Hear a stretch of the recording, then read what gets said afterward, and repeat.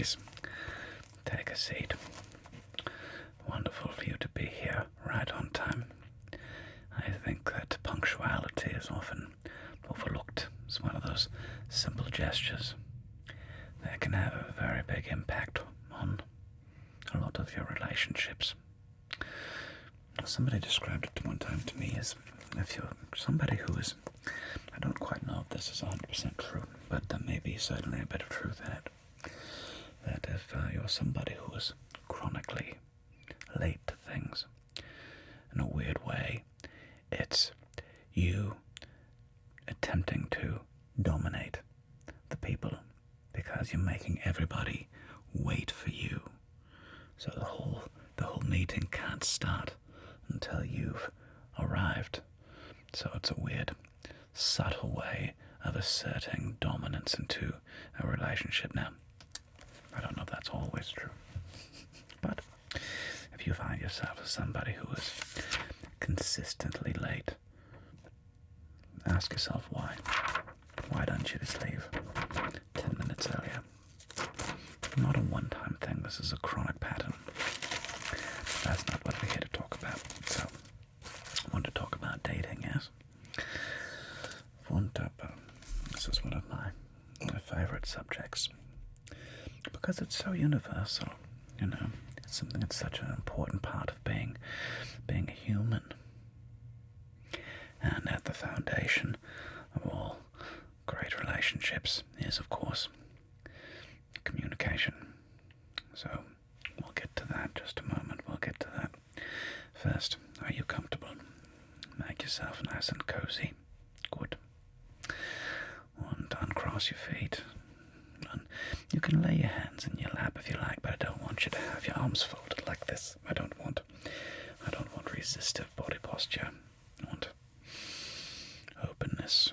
We want to be open to experience. We want to be open to love and open to communication and open to everything. We want openness of experience. We don't want to be closed.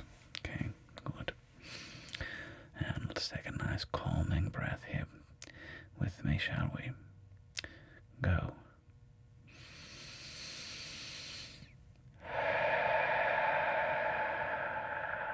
Wunderbar. That was a nice breath.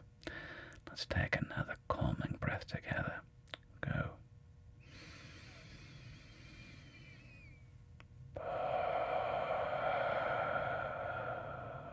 Just notice yourself relaxing. And notice where you may be carrying any tension. Your shoulders. Relax your shoulders. Good. Relax your shoulders. Relax your forehead. Relax your ears and your jaw. Relax your mouth and your neck. Let that relaxation melt on down to your chest, and down the spine, and the mid-back and the lower back, and your tummy. Relax your tummy. Good. Relax your thighs, your knees and your calves, all the way down to the tips of your fingers, and the tips of your toes. Good. Wonderful. Well, relaxation is very important part of doing any kind of meaningful introspective work. For tension is resistance. We don't want resistance. We want openness. And for openness creates the space for intimacy and vulnerability, along with the relaxation, yes. Good. Okay. How's good session it? Alright, my little schnitzel. So, you mentioned dating and communication. Good. Love that. So, is this something that you're looking for? Is this something new you're pursuing? Or you just have general questions about how to find a partner, how to keep it going once you find a partner? These are very important questions. So the first and foremost is meeting. meeting a partner, right?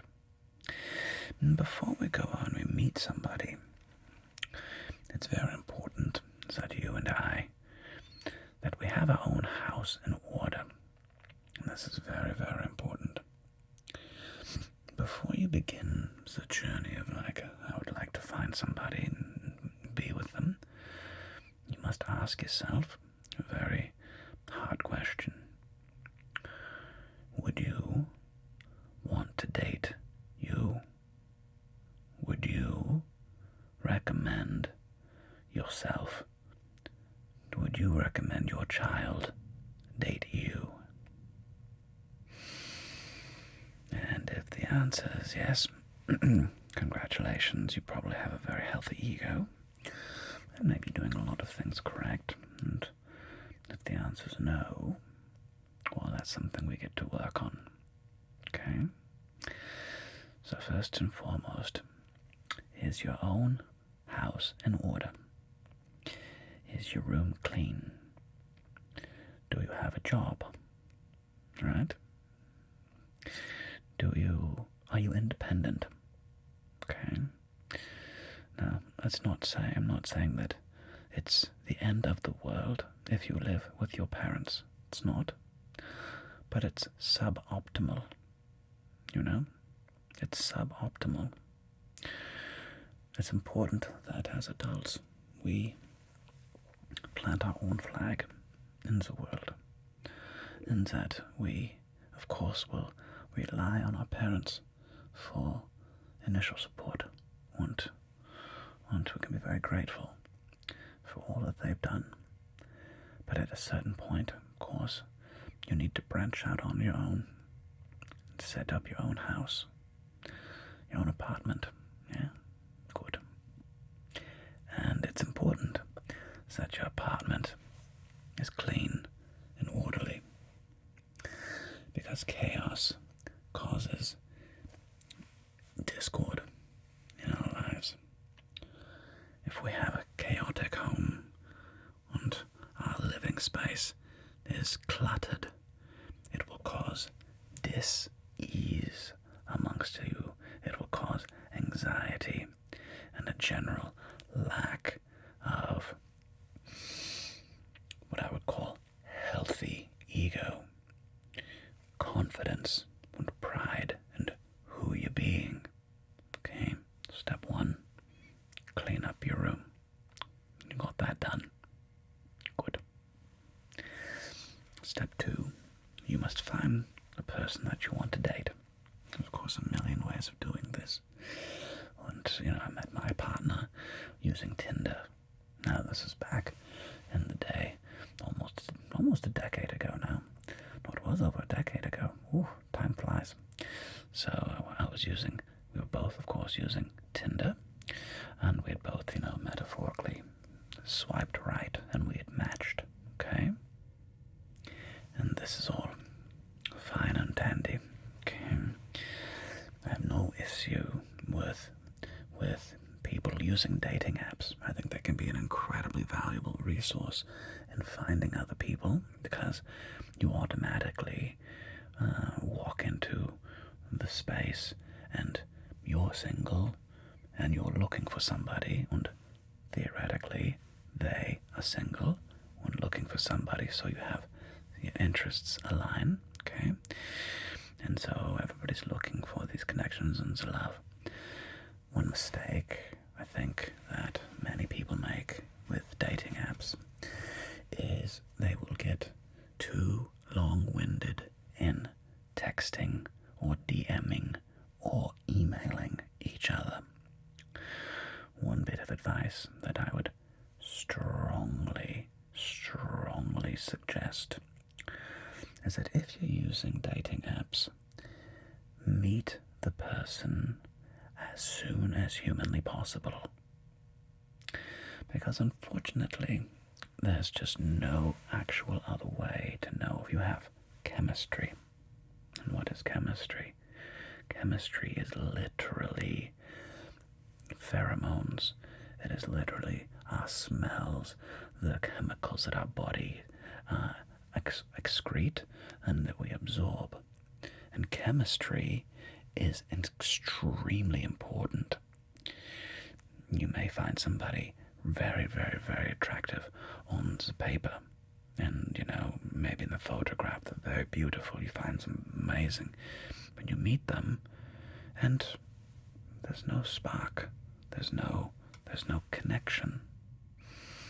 And then you have the opposite can happen. And I've noticed this, perhaps you've noticed this yourself, where you've been near somebody who you might not consider them classically what you typically are attracted to physically. They may not be, somebody who you would normally turn your head when they walked into a room, and yet you find yourself extraordinarily attracted to this person. Yes? I think this is quite a universal experience. I've had this experience multiple times personally, and I think that's an amazing example of chemistry, of evolution, telling you should mate with this person. You would produce strong offspring. The combination of your antibodies and their antibodies and your bodies together are telling each other, hey, we would make healthy, strong babies. Chemistry. Fascinating. But the more important part is that, unfortunately, you cannot force chemistry. Chemistry has to be natural. And you don't know if you have chemistry with somebody until you actually meet them face to face. So that's number 2. So number 1 is get yourself in order. Clean up your house. Clean up your room. Get your life in order. Right? Being sure that you are being the type of person that you would recommend dating. Right? And if you're not that person, go figure it out. Go become that person. Take some discipline. You can do it. I believe in you. Now, part 2, meeting people. So if you're not going to meet through traditional methods, school, church, libraries, cafes, whatever, and meeting in person, and you want to use dating apps, great. Just meet up as soon as possible. Okay? You need to have a face-to-face sit-down, lunch, coffee, something simple, and just to see if there's a spark. Okay? So now, let's assume all this is going good. And let's assume that he or she says yes, and you are now dating, and several months have gone by.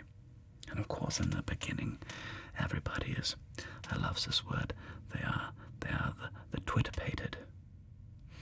I love this term from the Bambi, when the little bunny Thumper, he meets the little feet, the lady bunny, and his little foot goes thump, thump, thump, thump, thump, thump, thump, and he gets all Twitter-pated. I thought that was very cute. A very fun little moment. So, you get Twitter-pated. It's the best time. It's certainly very, very, very, very, very, very fun.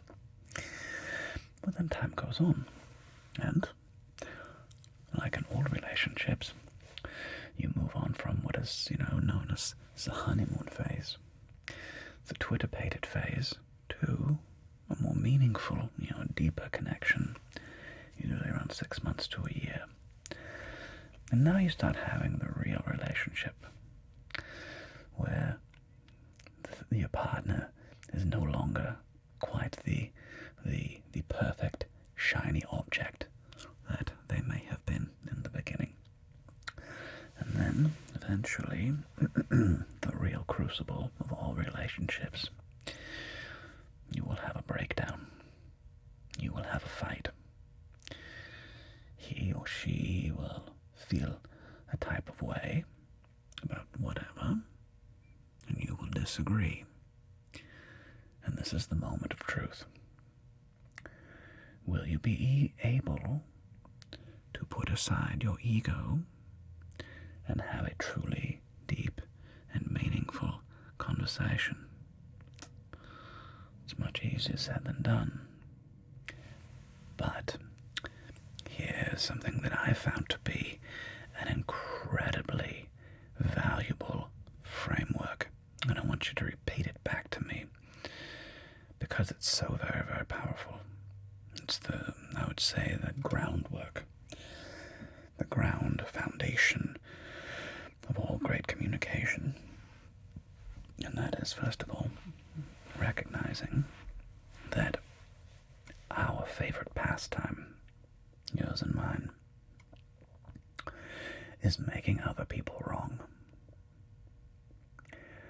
I wish there was another way, but in my experience, most people's favorite pastime is making other people wrong. Trying to look good and being right. And those things don't work in a relationship. What you have to do is, when you're having a breakdown, and you're having a fight, and you're upset at your partner, you must ask yourself, what am I really upset at? And remember, if it's hysterical, it's historical. So if you're having really, really big feelings to something your partner has done, and it occurs to you as a bit out of proportion, it's because of a past trauma that you have not properly dealt with. You have not really, really worked that out. And it happens to all of us, don't worry, there's nothing unique. All of us will react hysterically to something that, to somebody else would be a 2. But for us in the moment, it's a 10, or a metaphorical 11, To quote the great Spinal Tap, our amps go to 11. Such a great movie. Anyway, so you're going to sit down with your partner, and you're going to say, I've been making you wrong. Okay? Repeat after me. I've been making you wrong. The payoff of me making you wrong. Repeat it. The payoff of me making you wrong is, what is it? I get to be right. I get to look good. And I get to make you wrong. Those are usually the main ones. There can be other things. Whatever rings true for you, but those are kind of like foundational things. So, what do we say first? I've been making you wrong. Or, if it's more nuanced, it could be, I've been making what you say mean.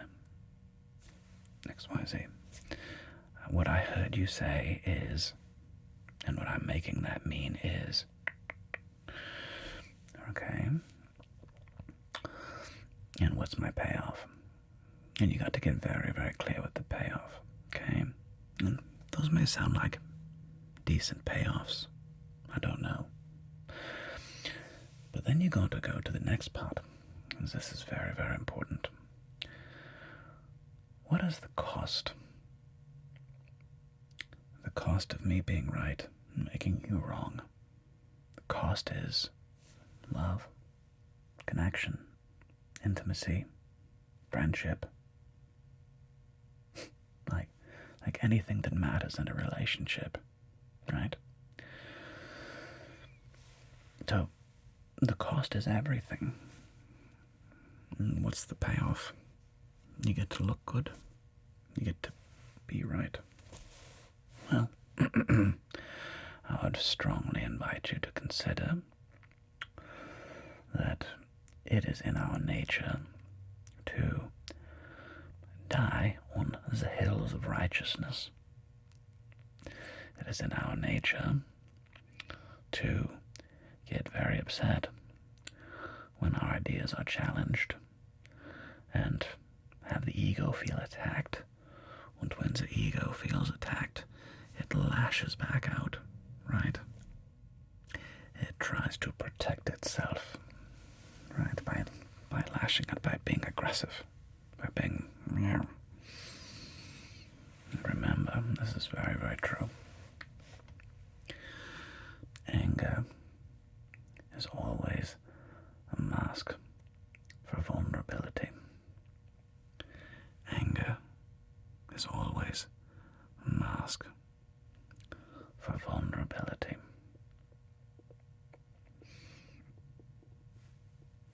Just is. So, when we're angry at something, it's because we're fundamentally afraid of something. We're fundamentally afraid of being hurt by something. That makes us very angry. And the angrier we are, the more afraid we are of being hurt by something. It's a strange reaction. So when you find yourself there, know that it's not you who's actually talking. It's your ego. And remember, your ego is not your amigo. That's right. The ego is not your amigo. I know. It's okay. I still like you. We're still friends. But I can't have you running the show. The ego, because the ego's the small, scared little, it's a scared little helmut inside. It's a little baby helmut, a little child helmut who's afraid and who wants his mommy and his daddy. And there's fear. And that little ego is that little inner helmut child who's afraid and it wants to lash out at things to protect itself from the big bad world out there. Right? That's all of us. We all have that ego. So when you sit down during a breakdown in a fight, what are you going to say? I've been making you wrong. Here's how I interpreted what you said, and I've been making you wrong. The payoff is I get to look good, I get to make you wrong, I get to be right, I get to dominate, I get to whatever, okay? But those are your payoffs, right? I get to be right. But then, more importantly, what is the cost? The cost is loss of love, connection, intimacy, friendship, vitality, connection, right? And then the last part is you get to declare who you want to be in the world. And just because we behave from the ego of a small inner child does not mean that that will always or has to define who we are. Just because we behaved a certain type of way one time does not mean that that is who we are. We actually get to decide who we get to be in the world. We do. The key is learning how to clean up our behavior when we behave in a suboptimal way, which we all do. It's acknowledging it, noticing it, acknowledging it, how we were being, the cost and the payoff, and then who we want to be moving forward. Yes? So, those are the ground rules for relationships and communication 101. You've got to meet the person, see if you have chemistry, ask them out, enjoy the Twitter pages phase, and then when things start to get real, when real communication starts to happen and real breakdowns start to happen, we need to learn how to powerfully communicate in a way that acknowledges everything we are and everything we're not. Okay? So I've given you a lot to think about. And